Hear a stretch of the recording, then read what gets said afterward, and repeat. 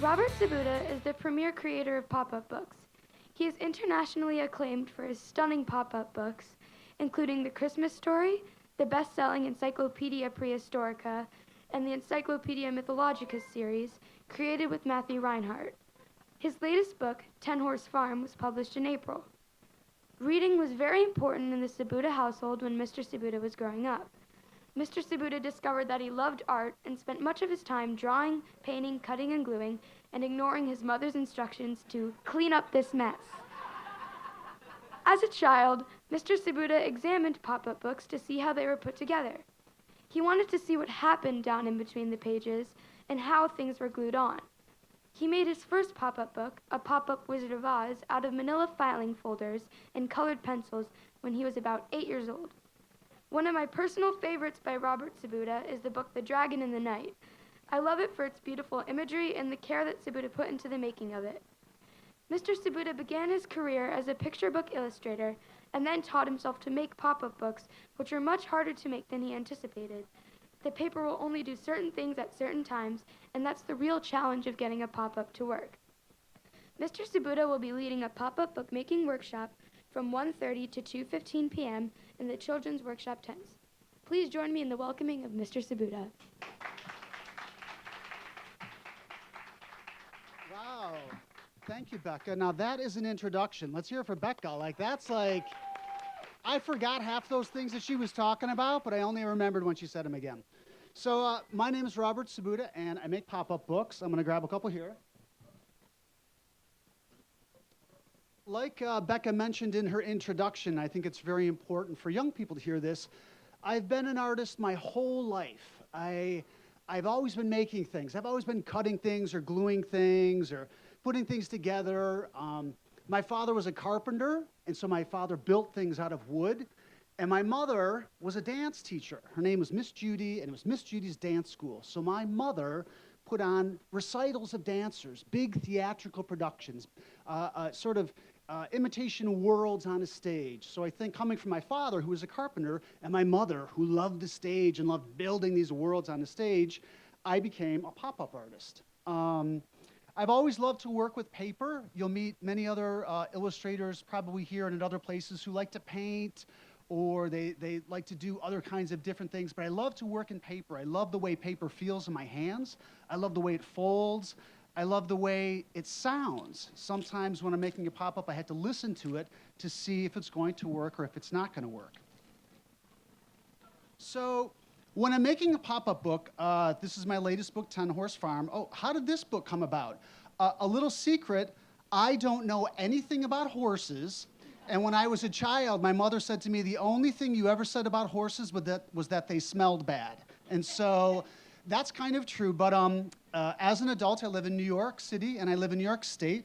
I purchased an old farm, a very old farm, which had a horse barn on it. And the horse barn had 10 stables in it. And it was abandoned, long abandoned. A friend of mine said, oh, you should buy that farm, that stable, and turn it into an art center.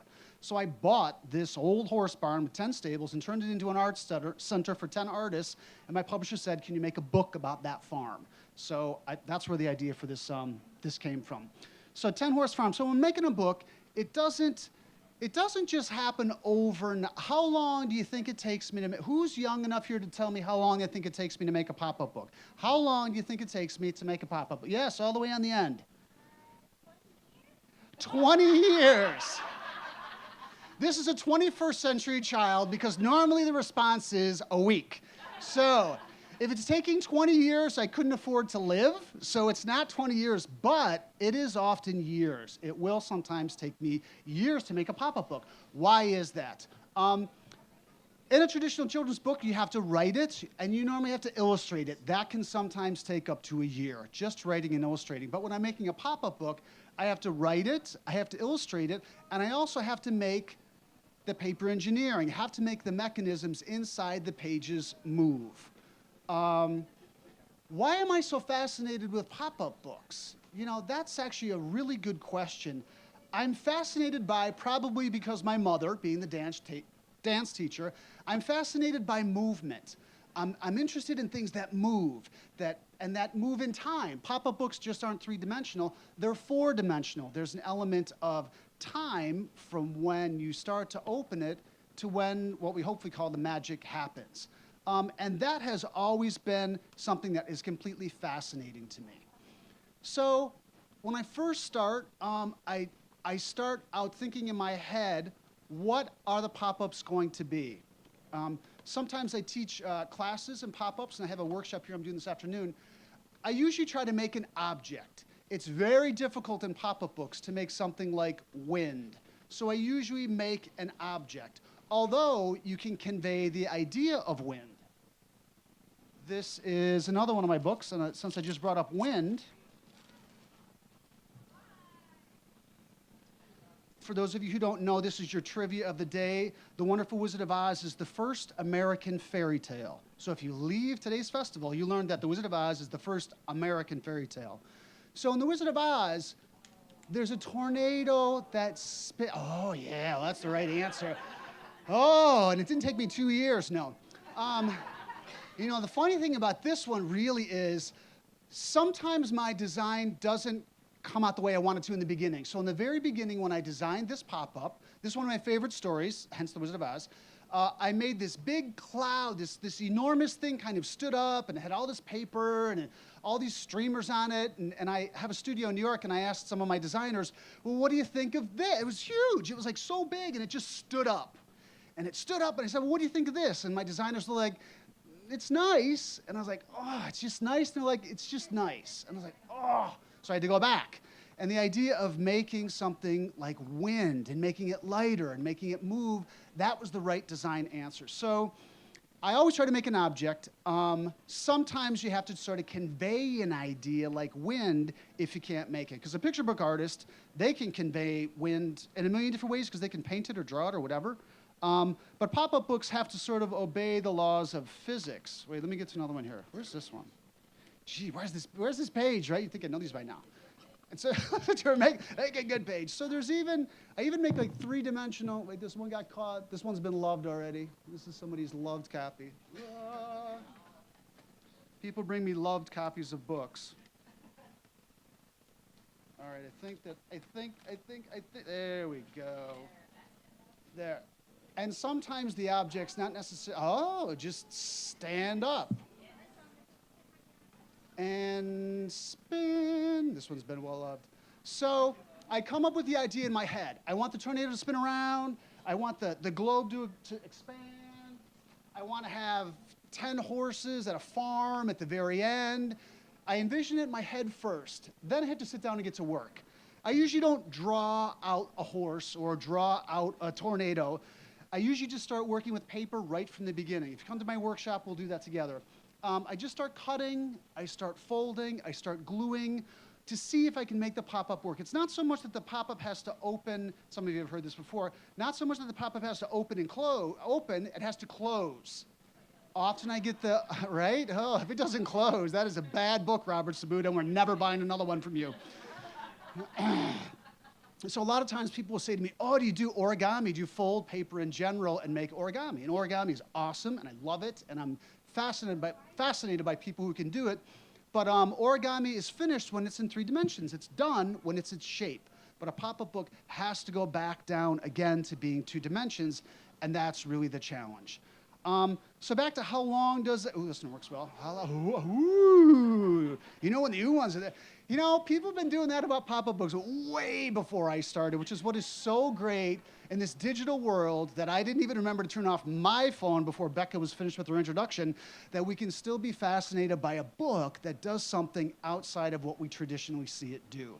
And that was exactly, this is still the response I give today when I see a pop-up that I love. I'm just like, that's amazing. And I think one of the reasons why is, you know, that's why you're here. Books are magic. Books are just magical. If I'm just reading, I don't even care what I'm reading. If it's graphic novel or nonfiction, they're just magic, and they really do transport me. And the idea of taking paper in between the pages and transporting within that just completely excites me. It's like excites my soul. How lucky am I to be in books, right? How lucky am I to be in books? So the point is, I do feel like pop-up books are magic, but the magic takes time. It doesn't take me 2 years to make a book, but it'll take me about 3 months, 3 or 4 months to design all the paper mechanisms on the inside. Oh, I can put it here. On the inside, and I won't always get it right. I definitely won't always get it right. There are times when the pop-up just won't work, and I'll have to make it again. You know, I'll have to design it different ways, and so when I'm doing, where have you people been? You better run out right now to Politics and Prose and get all these books. No. No, so when I show this to young people in particular, that's one of the reasons why I like doing workshops. I grew up in a very small town in Michigan. I grew up in a town of 800 people, just 800, a really small farming town. And I never met an author, I never met an illustrator, I never met an artist. No one ever came and taught a workshop at where I was, but still I came to be an artist, which is great. So when I come to a place like this, I like doing workshops with kids because I want them to understand the challenges of making something. I feel like we live in a world today where everything is sort of given to you. Someone will show you, you just go online and you'll figure out how to bake that souffle or how to nail in that board. You'll figure it out. But sometimes you have to figure it out in your head with your hands. So when I'm working with young people, I love to be able to see them try to understand how something's working and how to make it do this and how to make it do that. That creative thought process is, I feel like, an integral part of what I'm supposed to be doing as an author and as an illustrator.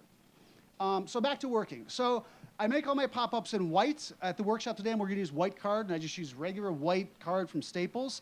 And I cut and fold and build and glue and cut and fold and build and glue, and I get the whole book finished in white. I make the whole thing in white. It's called a white dummy. I don't know why we call it a dummy, but sometimes I feel like the dummy. So we make a white dummy of the pop-up, and then I start working on the artwork for it. I have a variety of techniques. As an illustrator, you'll see other illustrators here. Denise Fleming, my good friend Denise Fleming, is right next door, and she has a great technique of illustration. We're all very different. I originally started out as a printmaker in children's books, so all the artwork for The Wizard of Oz is from cut blocks of linoleum. If you've ever done potato printing, has anyone here ever printed with a potato before? You cut out the potato, and then you ink on it. This is a much fancier version of potato printing. So I print all this from blocks of linoleum, and then all the color here was added digitally. Some of my work is very graphic. If some of you have my Christmas books, all the pop-ups are white. I also work on the computer, so all the artwork here was created on the computer after I made the three-dimensional pop-ups. The making of the artwork depends on the complexity of it. For a book like this, I'm working on another book right now called Believe, and this artwork will take me probably a month and a half. This type of artwork took me about 4 months to create. So this is a very, very lengthy process between starting and finishing. I don't know how to do anything else. This is like all, I'll meet somebody on the train. I came up here from the city yesterday on the train, and sometimes I get somebody chatty sitting next to me, and they'll say, oh, what do you do? And that's always like a whole thing because I want to give the simple answer, and so I tell them what I do, and they say, a lot of times people say, oh, well, what did you do before that? And I'm like, well, what do you mean, what did I do before that? I'm like, I don't know how to do anything else except this. This is kind of it. I feel like I've had the great luck to have terrific people, working with me to create a book, the publishers, and I have a staff who kind of help me, and people who travel around with me and really help me. So I've been very, very fortunate to be able to be where I am now here today. All right, so I want to take some questions. I got 10 minutes left, so I want to take some questions. Does anyone have any questions they would like to ask? Yes, up front.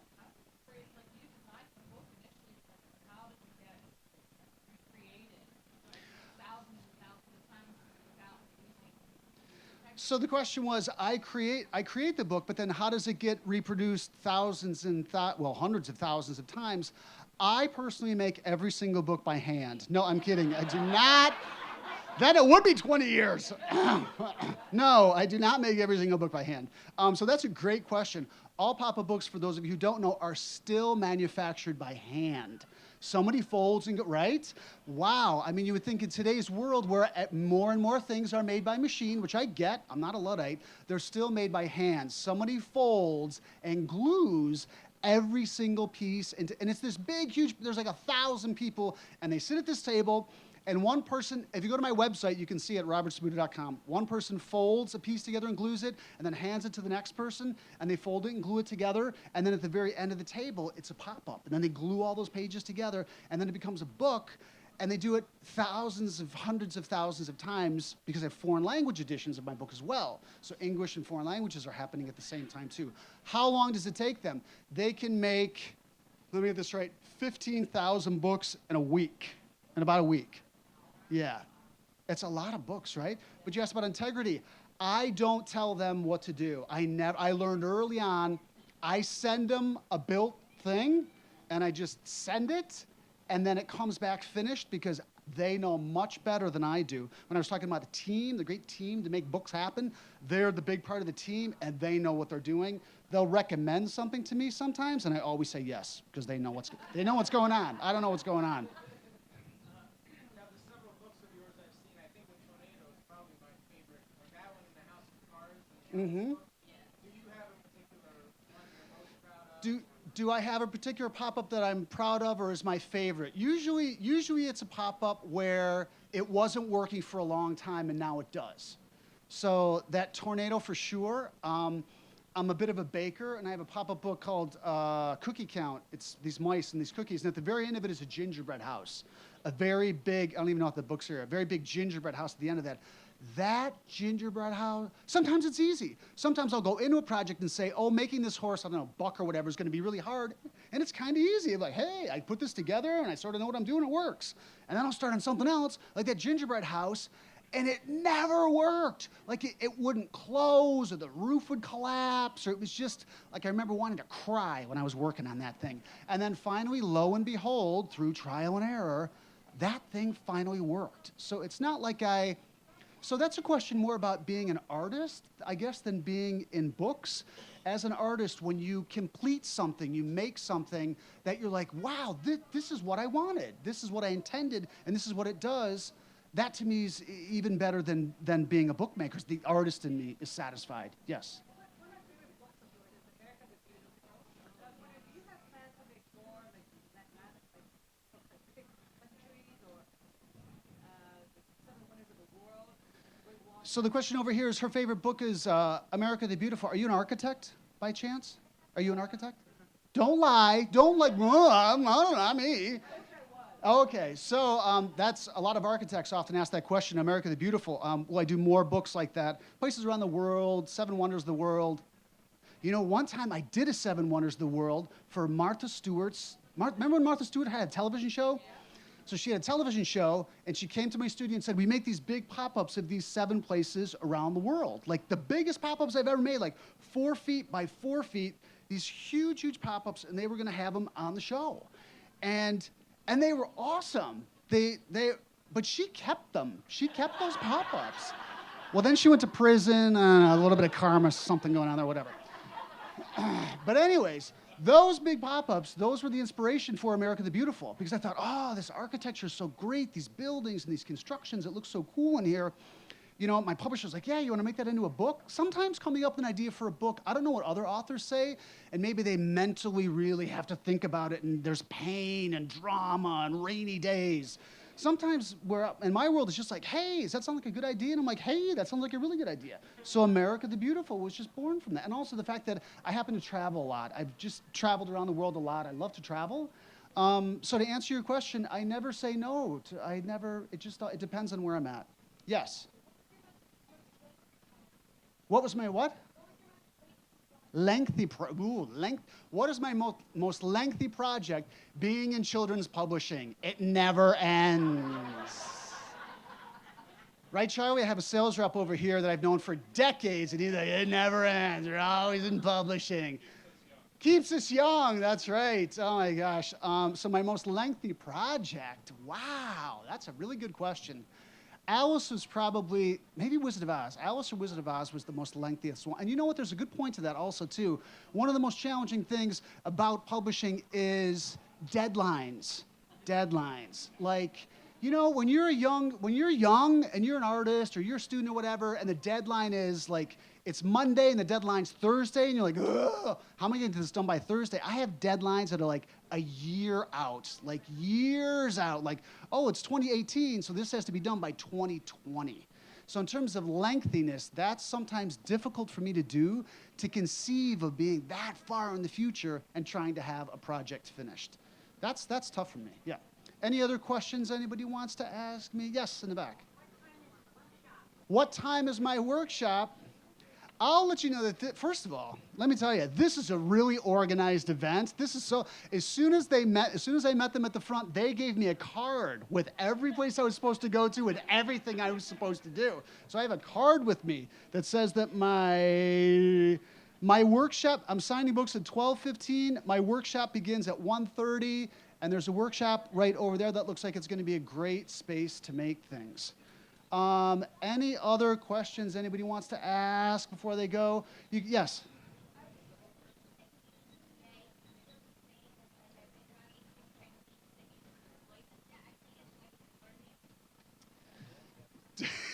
So this is a question I rarely get asked, and this is kind of a joke in my studio. She said, this book lover over here said, so do you have like a variety of techniques that you employ or things that you use knowing that the pop-up's going to work?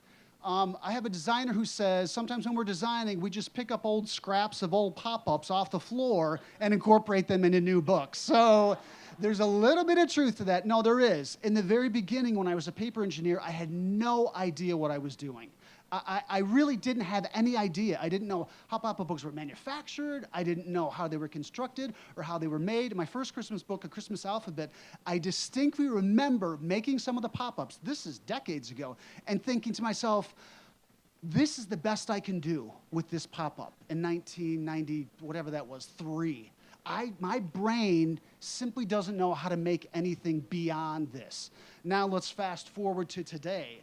My brain has considerably more knowledge about angles, and I'm a terrible mathematician. I'm like the worst mathematician in the world. I have to use my phone as a calculator for everything, but my brain sees everything in 3 dimensions. So my brain will see it unfolding and unfurling, and when I started in pop-ups, it only saw this much, my brain. Now, because of what I do and because I've done it for so long, it can see a very big amount of information and put it together. And when I do workshops with adults, they struggle to understand that because they don't know why they can't make the horse jump, like just out of the gate. And I have to tell them it's been decades and decades and decades of work.